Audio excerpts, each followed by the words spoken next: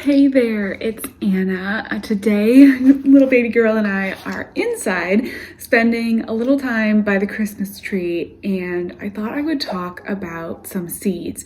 There is nothing more fun on a cold winter day than looking at seeds, thinking about the garden for the next year. And there's actually some seeds that you can sow right now in January. And so I wanted to go through, talk about what I'm sowing this January, and also some ideas of other things that you can sow at this time of year. Now, most of these are going to be sown indoors. This is really a good time for sowing plants indoors, starting under grow lights, that kind of thing. But I have a few that you can use like a winter sowing method to grow, and that's kind of what I'm going to be doing this year. So I thought I would talk about those as well. So let's get right into the seeds, the most fun.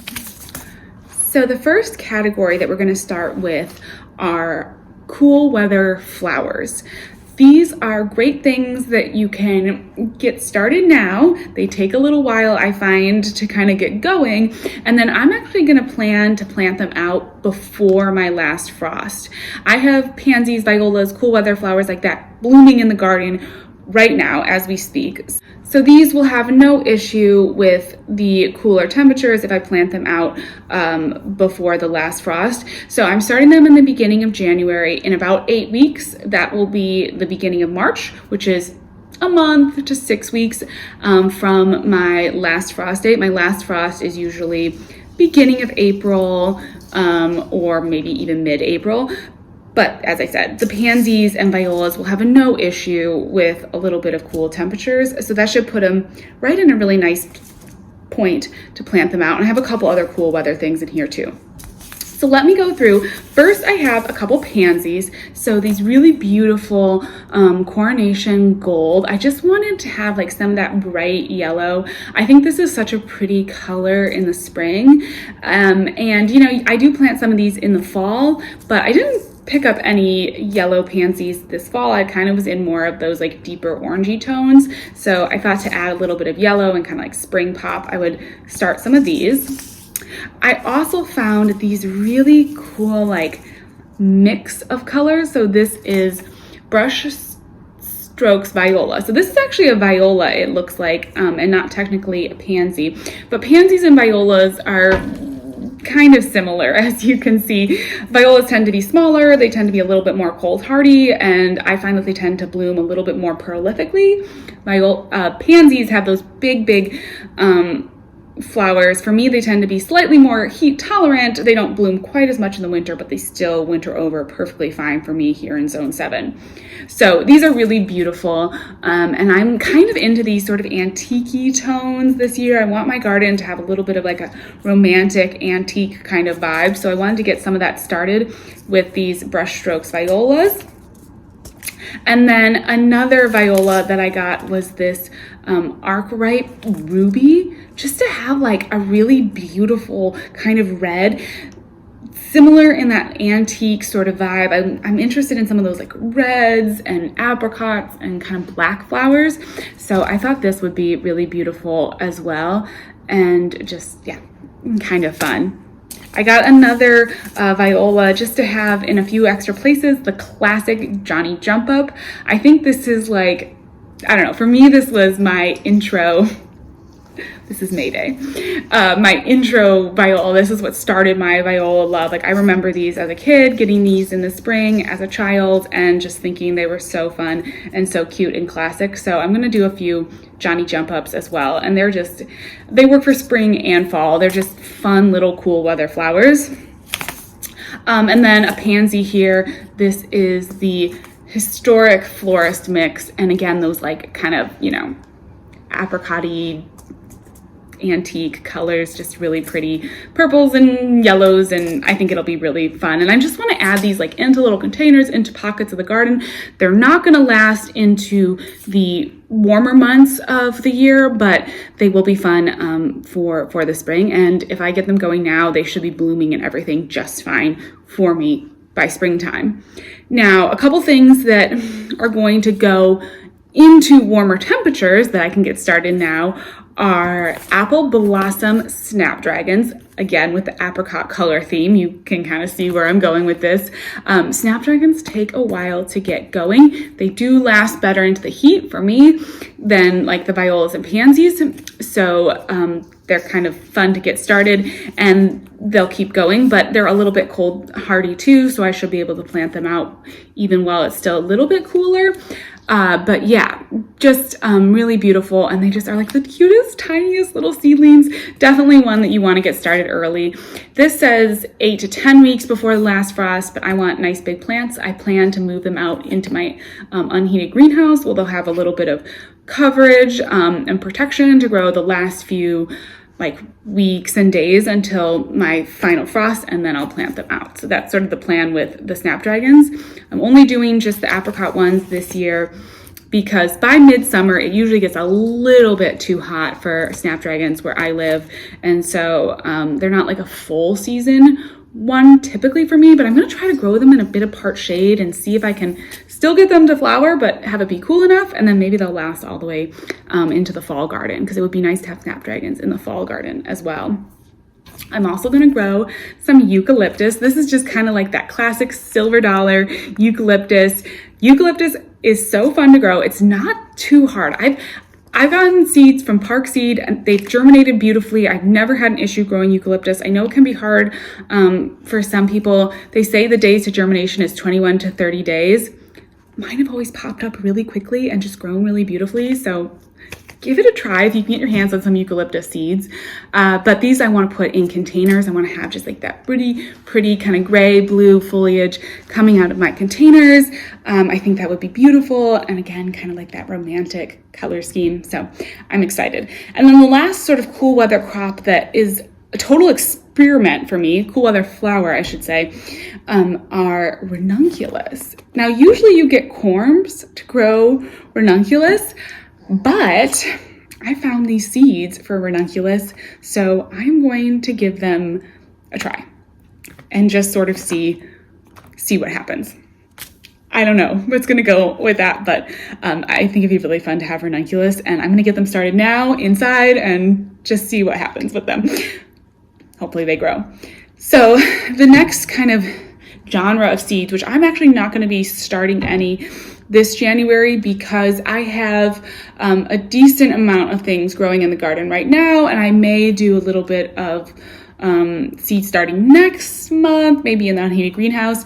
But that genre, that group of seeds are like cool weather vegetables and greens. So you could start, broccolis inside, cabbages, lettuce, spinach, arugula, anything like that, Swiss chard. You could start those inside right now under grow lights and kind of like I'm doing with the flowers, plant them out while it's still a little cool out and let them grow in those cool temperatures outside. So that's a really a good idea. Maybe next year I'll do that. Right now I'm just so full with greens, and I was starting seeds all fall and kind of went crazy with that if you've been following along. So I'm not going to be starting any of those brassicas or cool weather crops, but that's definitely something that you could get started in January if you're in my zone, and then, plant out in 8 weeks or so. That's an idea. Okay, the next big group of seeds I'm doing are a bunch of flowers and perennial flowers that I'm going to try to sort of winter sow. This cat is loving the Christmas tree. I don't know if you can see her. I'm going to have kind of a modified way that I'm winter sowing this year. I'm not going to be doing totally that like typical in milk jugs, but I have done that in the past. I think I have a video on winter sowing, and it's a great way if you want to start like perennials and different things like that. You can do that. And I'm going to be doing, as I said, a modified winter sowing, and I want to start just a bunch of these different flowers. So let me go through these. There's quite a few.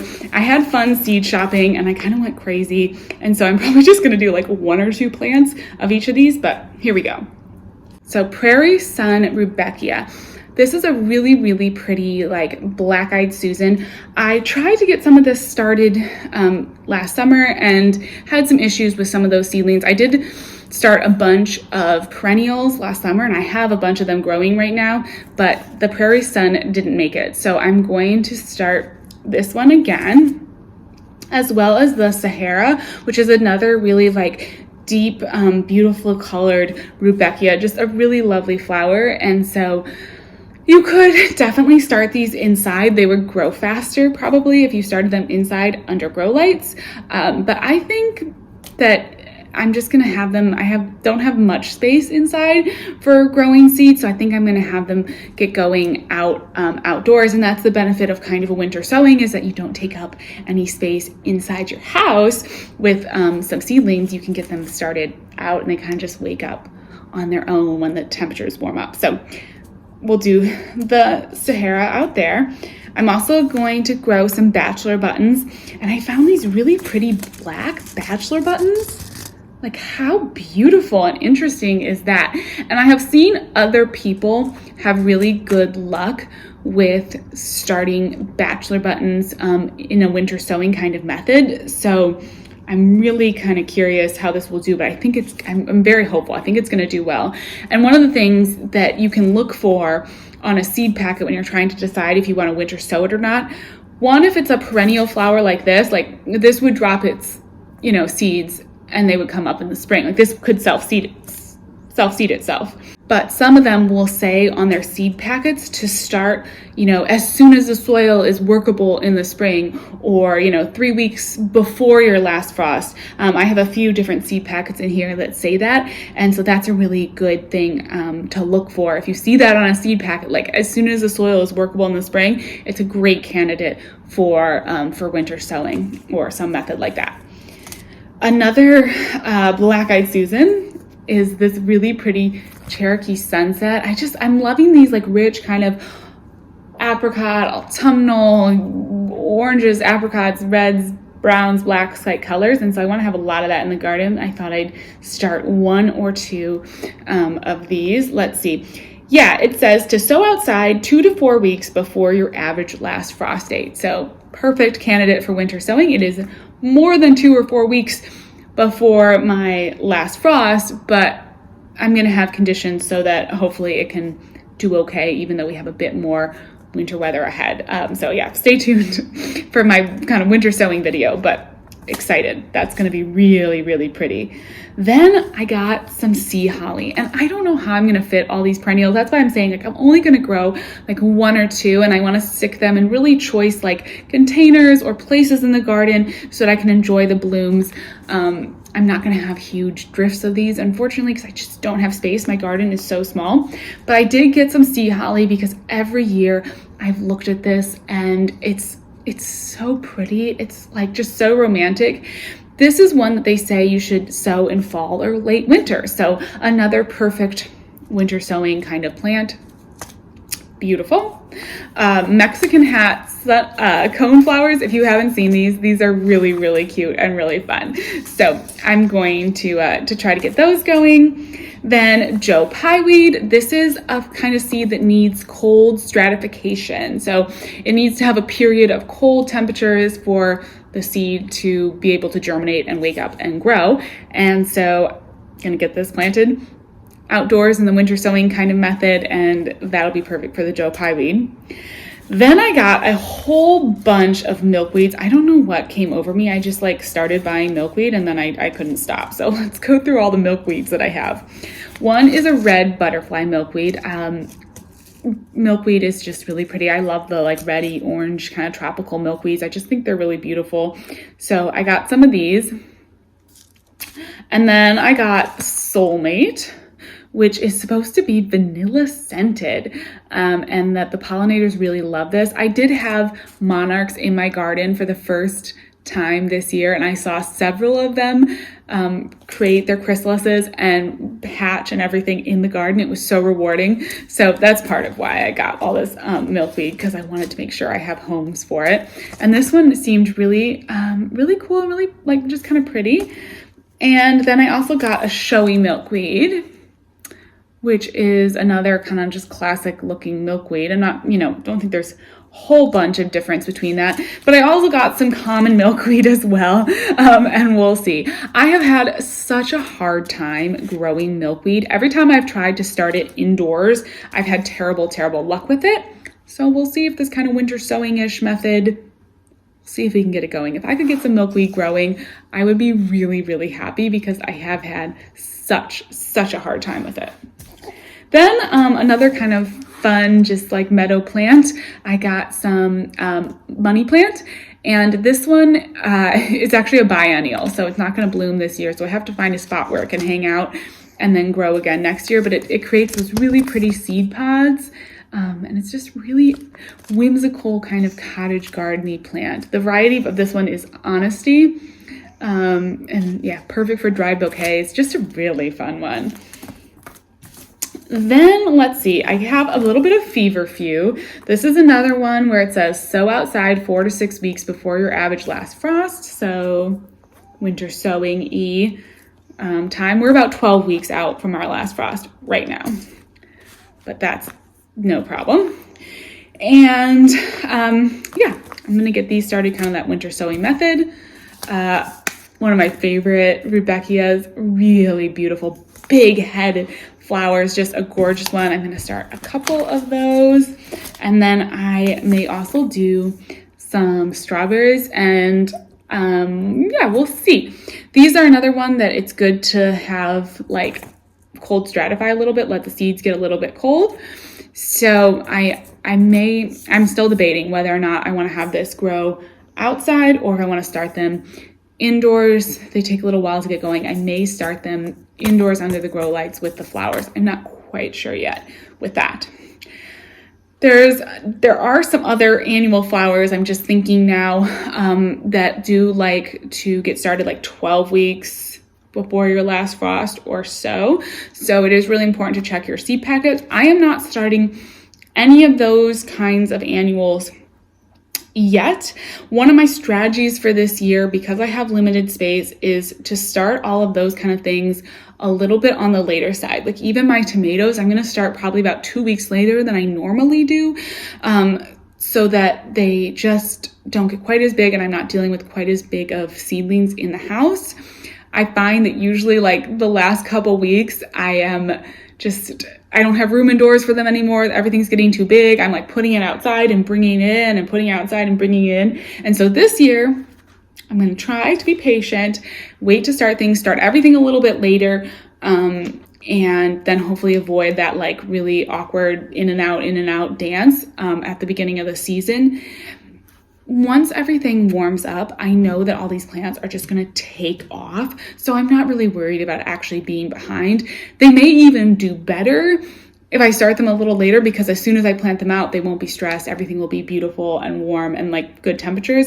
But that's the plan. That's why I'm not starting any of those like 12-week before your last frost plants, because I just want everything to be a little bit smaller going out. Although there probably are some plants in my like start ahead seed pile that could get going right about now and honestly be at an appropriate time, because as I said, beginning of April is my last frost. So we really are about 12 weeks out or so. Okay, final category of seeds that I am starting are going to be some herbs. I find that herbs tend to grow pretty slowly, most of them anyways, so I'm going to start a few of these. One of them is ornamental oregano. This is so beautiful. It's such a gorgeous little plant, and does grow very slowly. So I want to get that started as soon as possible, but I think that's just like a really pretty plant to add to a hanging basket or a container. Just gorgeous. And I'm going to do a little bit of Italian oregano just to have like that classic traditional oregano. I'm going to start some parsley. Parsley's pretty cold hardy, so I'll get this started indoors, but then I may go ahead and plant it out even before my last frost because it could handle a little bit of cooler temperatures. And then I've got a bit of mint. This lemon mint I thought was so beautiful. I want to do some mint in my green stock. I want to do all kind of herbs and strawberries in my green stock this year. So I thought getting some mint that flowered really beautifully would be nice because it's kind of decorative as well. And then tarragon, which is a wonderful, yummy herb. And it also grows really well in containers. You can even grow it as a houseplant, which is pretty neat. So I may actually get some of this going kind of to have a little bit as a houseplant this winter and then also to plant out once it warms up. But it's just really beautiful. And you can use it, let's see, what do they suggest that you use it with? I usually put it on like chicken or, you know, something like that, or throw it into just like a mix of herbs.